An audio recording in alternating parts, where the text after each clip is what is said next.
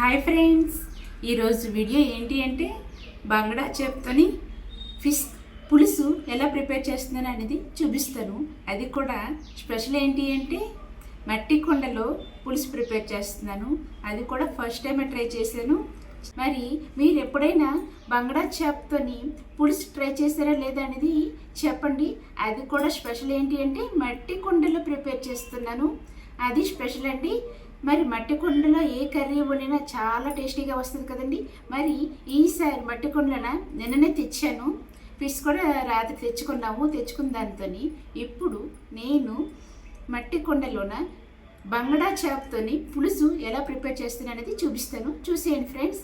అది బంగడా చేప అంటే ఇష్టమా లేదనేది కూడా కామెంట్లో చెప్పండి. మరి మీరు ఎప్పుడైనా ట్రై చేశారా లేదనేది కూడా చెప్పండి ఫ్రెండ్స్.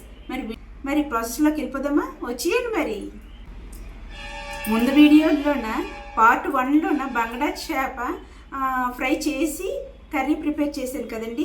ఇదైతే మాత్రం ఫ్రై చేయకుండా పులుసు ప్రిపేర్ చేస్తున్నాను. మట్టి కొండల స్పెషల్ కదా, అందుకని ఫ్రై చేయట్లేదండి. ఇది చాలా సాఫ్ట్గా ఉంది ఈ చేప అయితే మాత్రం, అందుకని నేను ఫ్రై చేయకుండా ట్రై చేస్తున్నానండి.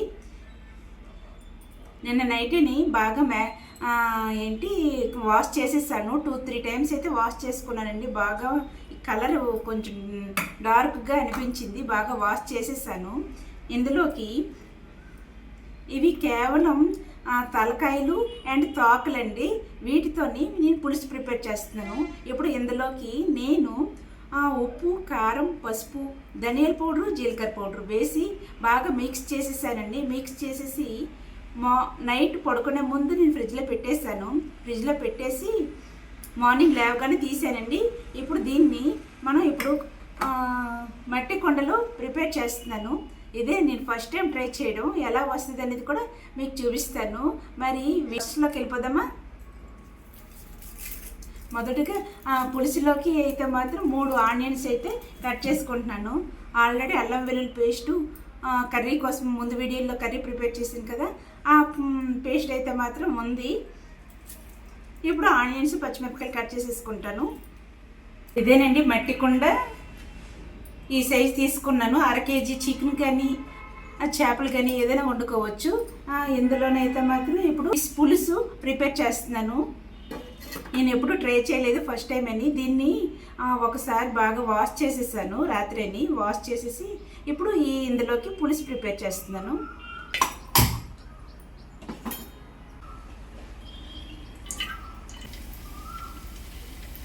మీడియం ఫ్లేమ్లో పెట్టుకుని కర్రీ పులుసు అయితే ప్రిపేర్ చేస్తున్నానండి. ఆయిల్ కూడా హీట్ ఎక్కిపోయింది.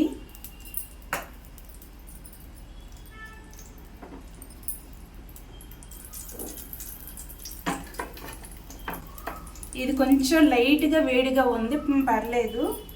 ఇప్పుడు ఏంటి అంటే ఆనియన్స్, పచ్చిమిరపకాయలు కట్ చేసేసానండి. ఇవి వేసుకుంటున్నాను. మొదటిగా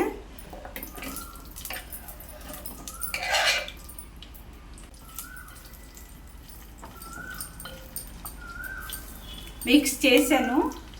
మిక్స్ చేసి మూత కూడా తీసుకున్నాను కదా, మూత పెట్టేశాను. దీన్నైతే మీడియం ఫ్లేమ్లో పెట్టేసి ఉడికించుకుంటున్నాను. ఇది ఉడికిన లోపల అల్లం వెల్లుల్లి పేస్ట్ని ఒక దగ్గర పెట్టేసుకుంటాను.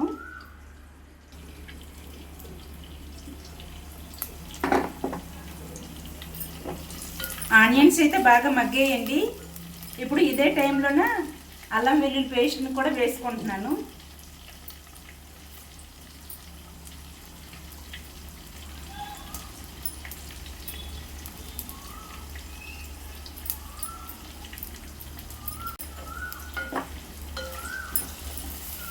మట్టి కుండలో ఒక కర్రీ కానీ ఏదైనా ప్రిపేర్ చేసేటప్పుడు కొంచెం జాగ్రత్తగా యూజ్ చేయాలి.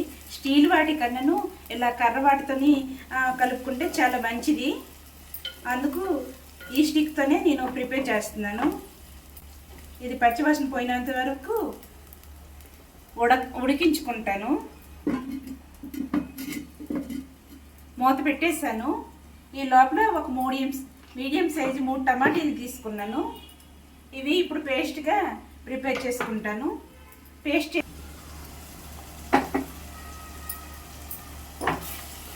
ఇప్పుడు ఆనియన్స్ కూడా బాగా మగ్గిపోయి ఆ తర్వాత అల్లం వెల్లుల్లి పేస్ట్ వేసాం కదా, ఇది కూడా పచ్చివాసన లేకుండా బాగా దగ్గరికి అయిపోయిందండి. ఇప్పుడు ఇందులోకి సాల్ట్ వేస్తున్నాను, అది కూడా కొంచెం ఎక్కువగానే వేస్తున్నాను. పులుసు కదా ఇది, అందుకు సరిపడినంత వేసుకోవాలి.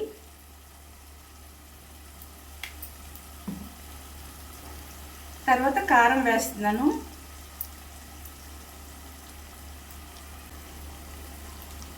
తర్వాత పసుపు వేసాను.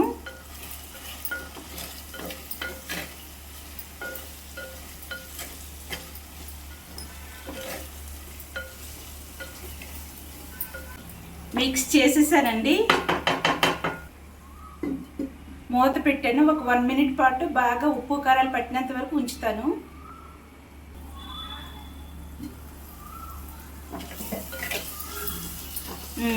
బాగా మిక్స్ అయ్యింది. ఇప్పుడు ఇదే టైంలోన 3 టమాటీల్ని మిక్సీలో పేస్ట్ చేసుకున్నాను కదా, అది కూడా వేసుకుంటున్నాను.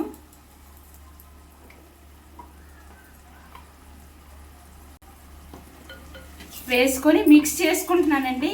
పచ్చి వాసన పోయినంత వరకు మిక్స్ చేసుకుంటాను.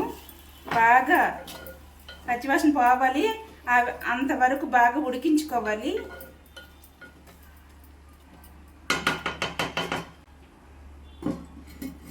మూత పెట్టేశానండి. ఒక 5 మినిట్స్ పాటు బాగా ఉడికిస్తాను. దగ్గరగా అవుతుంది, తెరులుతుందండి. ఇప్పుడు ఇదే టైంలోన తలలు తోకలతో ఉన్న ఫిష్ పీసెస్ని అయితే మాత్రం వేస్తున్నాను.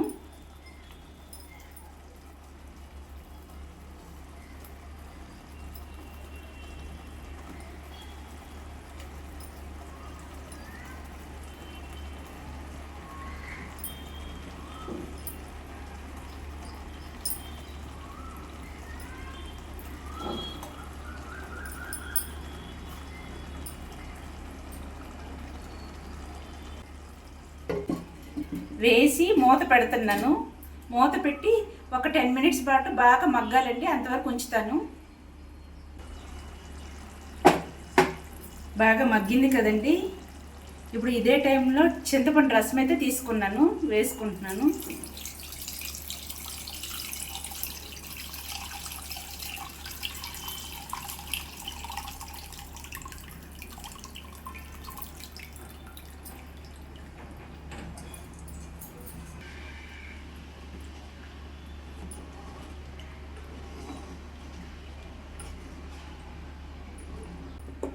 ఇది కెళ్ళినంత వరకు మూత పెట్టి ఉంచుతానండి. అది బాగా దగ్గరగా ఉడికినంత వరకు కొంచెం ఎక్కువగానే పులుసు ప్రిపేర్ చేసుకున్నాను. కొంచెం వాటర్ కొంచెం పులుసు కలిపి వేసేసాను. వేసేసి మూత పెట్టానండి. హై ఫ్లేమ్లో పెట్టాను. ఒక 2 మినిట్స్ పాటు ఉంచుతాను, తర్వాత మీడియం ఫ్లేమ్లోకి తెచ్చేస్తాను.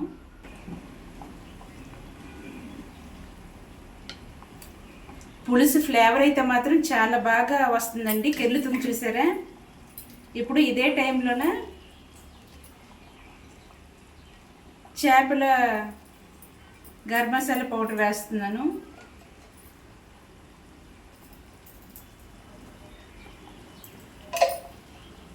కొంచెంగా ఉంటే మొత్తం వేసేసానండి. వేసేసి ఒకసారి మిక్స్ చేసుకుంటున్నాను.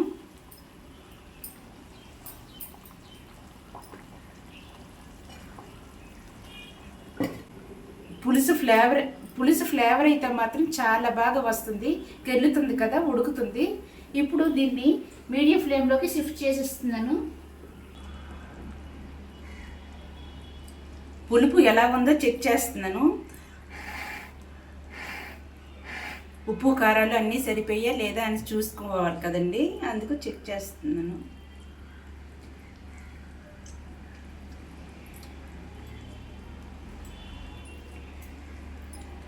ఉప్పు కారాలు అన్నీ సరిపోయి పులుపు కొంచెం ఎక్కువగా అయ్యింది.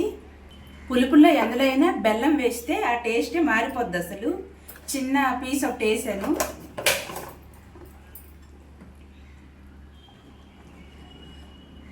మరీ దగ్గరగా చేసుకోను, కొంచెం గ్రేవీగా కలుపుకోవడానికి కదా ఇది పులుసు అనేది, అందుకు ఈ విధంగా చేసుకున్నాను. పులుసుల్లోనే కొత్తిమీర ఎంత ఎక్కువ వేస్తే అంత బాగుంటుందండి.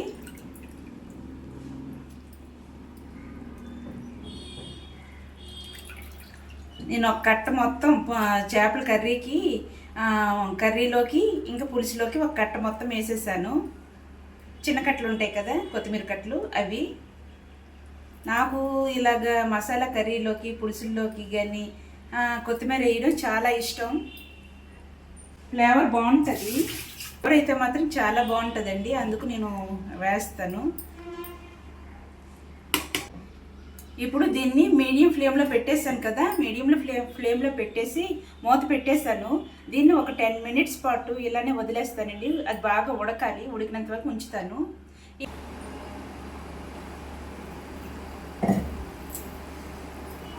పులుసు అయితే రెడీ అయిపోయిందండి. చాలా చాలా బాగా వచ్చింది. కొంచెం టేస్ట్ చేసి కూడా చూశాను, చాలా బాగుంది.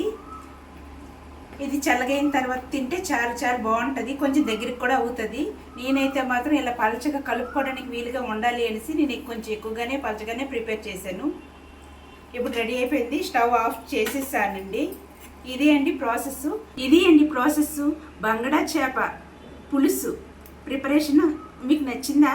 నచ్చితే ఒక చిన్న లైక్ వేసుకొని సబ్స్క్రైబ్ చేసుకొని ఫాలో కూడా చేయండి ఫ్రెండ్స్.